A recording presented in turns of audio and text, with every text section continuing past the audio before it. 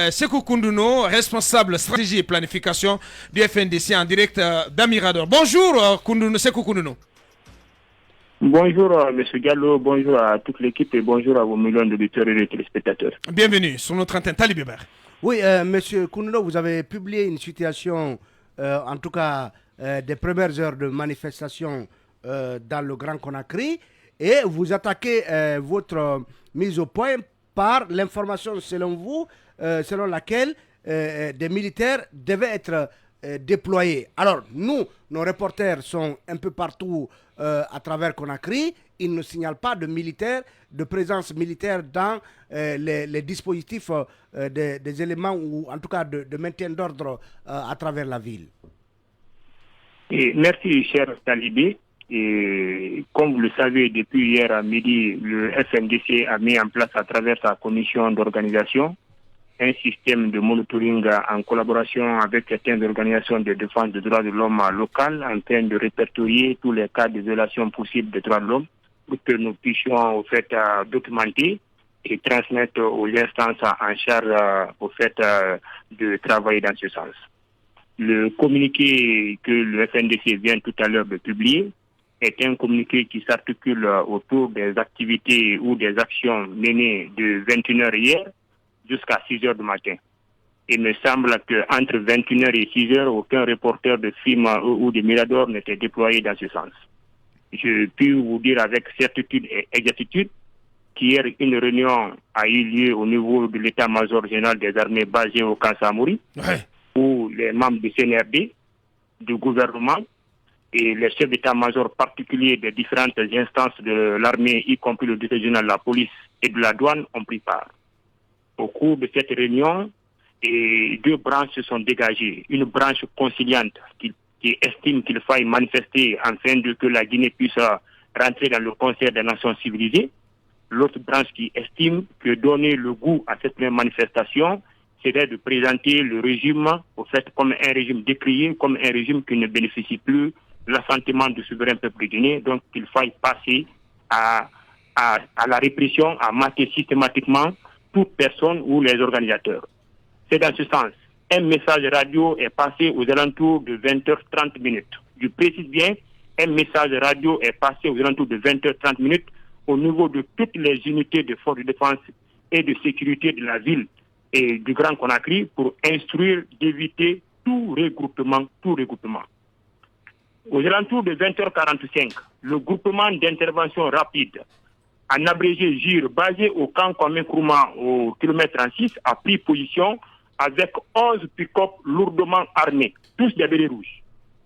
Au même moment, le bataillon autonome des troupes aéroportées Bata, basé dans la commune de Matoto, plus précisément au camp Alpha Yaya, a pris position avec 8 pick-up lourdement armés.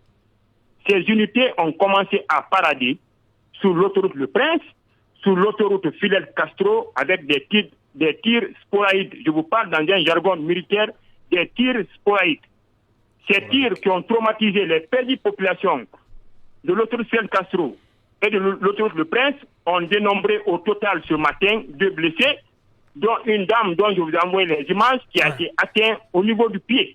Ça, c'est le bilan du FNDC à travers son monitoring de 21h à 6h. À l'instant où je vous parle, le mot d'ordre à travers le centre des opérations citoyennes du FNDC est passé pour appeler tous les citoyens d'user de tous les moyens légaux de se diriger vers le point de rassemblement qui est le point à travers lequel nous sommes informés qu'un important dispositif sécuritaire a été placé. C'est pourquoi vous constatez qu'à date, il y a une bataille citoyenne rangée entre les forces de défense et de sécurité parce que les jeunes insistent à aller au niveau du rond-point de Tannery où ils ont empêché.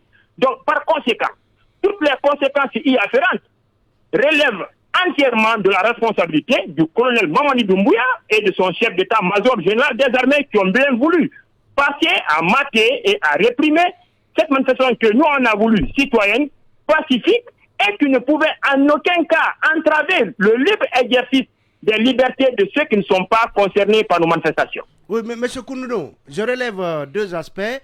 Est-ce que la présence, le déploiement de militaires dont vous parlez dans votre communiqué est-ce que vous êtes en train de nous dire qu'à partir de 6 heures, les militaires ont été retirés de la circulation au profit des policiers et des gendarmes dont nos reporters signalent la présence sur le terrain? Est-ce que c'est cela? Je vous informe et aussi qu'aux alentours de 5h, 6h, les unités des CNS, des commissariats centraux, des unités d'escadron mobile, de gendarmerie départementale et d'autres unités connexes de ces deux sont rentrés en action avec des renforts du moins venus de Sangaredi, de Boké, de Kamsar, de Bofa, de Fria, de Kindia, de Mamou, de Zérekore, qui sont venus en grand nombre afin de prêter main à leurs camarades dans le Grand Conakry. Est-ce que les unités de Bata et de Gir sont rentrées? Cette question, il faut la poser au colonel Saliba Koulibaly qui a l'entière responsabilité. Bien, alors, on va essayer d'avancer avec Mohamed Kaba et avant la dernière question qui sera posée par Mamadouri. Allez-y. Une simple question. Où se trouve en ce moment Fonike Mange, le coordinateur national? Le Fonike Mange, y compris les autres généraux, sont au centre de commandement où je les suis par visioconférence à l'instant T. Où est ce centre de commandement? C'est où ce centre?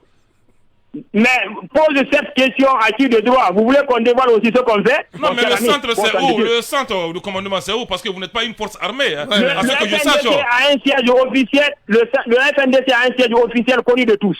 Ah, donc c'est là-bas le centre. Bien, voilà qui est dit. Hein. Oui, oui. Mais Aboubacar, si vous le sollicitez. Monsieur Kounouno, hier, vous nous disiez que vous aviez un plan A et un plan B. Le plan A, c'était la marche du rond-point de la tannerie au Palais du Peuple. Le plan B, ce sont les manifestations éclatées. Et vous sembliez finalement opter pour les manifestations éclatées. Et vous nous dites que les accrochages maintenant entre les jeunes et les forces de l'ordre s'expliquent par le fait que ces forces de l'ordre refusent que ces jeunes se dirigent vers le point de départ de la marche, c'est-à-dire le rond-point de la tannerie. Qu'est-ce qui se passe effectivement? Finalement, le mot d'ordre, c'est encore la marche ou les manifestations éclatées? Le mot d'ordre, c'est la marche à travers la marche pacifique et citoyenne. Tous les citoyens du Grand Conakry, à l'instant, parce que nous on avait dit 9h, et si vous avez fait remarquer depuis 9h, les jeunes sont farouchement engagés, les militants pro-démocratie sont farouchement engagés à rejoindre le carrefour de la tannerie. Dans ce sens, hier, dans l'après-midi, la dernière réunion qu'on a tenue, il a été décidé de maintenir la marche. Donc, les jeunes se dirigent vers le rond-point de tannerie. Il a été demandé que s'ils sont empêchés, d'user de tous les moyens légaux. Nous ne sommes pas dans une monarchie où nous ne sommes pas au précambrien ou au quaternaire où on va laisser le pays dans les mains de ceux qui ne demandent même pas de la volonté du souverain peuple de Guinée. Voilà qui est dit. Toute dernière question, Sékou Kounouno. Alors, Sékou Kounouno, je sais que dans l'esprit de votre appel à manifester, selon le guide du manifestant, l'opération, enfin la marche devait commencer aujourd'hui à 6h et l'itinéraire était connu, mais déjà hier nuit, on a constaté des scènes de brûlure de pneus sur des zones et des gens qui ont été empêchés de circuler, certains même qui ont eu leur véhicule caillassé. Ce que je veux savoir, est-ce que vous avez plutôt activé donc le guide du manifestant pour que les choses commencent hier ou est-ce que vous n'aviez rien à voir avec ces incidents? Tu poses une question très pertinente qu'il faut répondre sur plusieurs facettes. En tant que journaliste très lucide, je pense bien que tu sauras en tirer toutes les conséquences y afférentes. Imagine un peu une marche programmée. Aujourd'hui, de 9h à 17h, les autorités militaires et civiles décident de créer un traumatisme systématique en déployant l'armée et en les instruisant de faire des sommations, des tirs sporadiques, mon cher ami. Mais qui veut troubler l'ordre public? C'est connu de tous, c'est le CNRD. C'est pas le FNDC. Bien. Donc la réaction des jeunes, ça traverse ce traumatisme, cette peur qu'il veut créer, afin de les intimider, afin de les dissuader pour ne pas manifester. Aujourd'hui, peut-être ça peut s'expliquer par la colère des jeunes, mais le FNDC n'est ni de près ni de mêlé, et ni de près ni de loin mêlé à de tels actes. Nous agissons à visage découvert et nos agissements ont débuté depuis 9h et le seul objectif des jeunes, des militants pour la démocratie, c'est de se diriger vers le rond-point de tannerie. S'ils sont empêchés, ils useront de tous les moyens, à la fois légaux au niveau national et au niveau international, à travers la charte de la transition, les traités et les conventions. Mais je le réitère, Oui. On ne peut pas laisser le pays dans les mains des copains, des coquins, des cousins et des cousines qui ne sont pas l'émanation du peuple de Guinée. Le Front National pour la Défense de la Constitution FNDC, organisateur de la manifestation appelée ce jeudi 28 juillet à Conakry, vient de dresser un premier bilan.